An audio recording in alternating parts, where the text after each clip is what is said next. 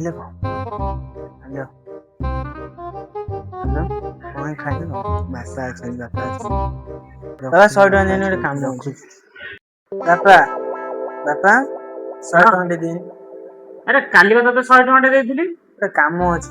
କି କାମ ଅଛି ତୋର? ଗୋଟେ ଚଢି ଦେଇଦିନି। ଆରେ ଚଢି କଥା ତ ଏଇ ଗୋଟେ ସପ୍ତାହ ପୂର୍ବରୁ 2ଟା ଚଢି ଆଣି ଦେଇଥିଲି।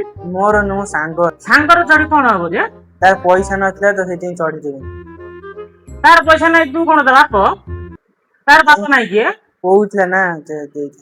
କହୁଥିଲା ବୋଲି ପଇସା କଣ ଫଳୁଛି? ନା ନାଇଁ ତ ନା ଆରେ ବାପ ସେଇଟା ଧରି ପଇସା ମିଳିବ ତତେ।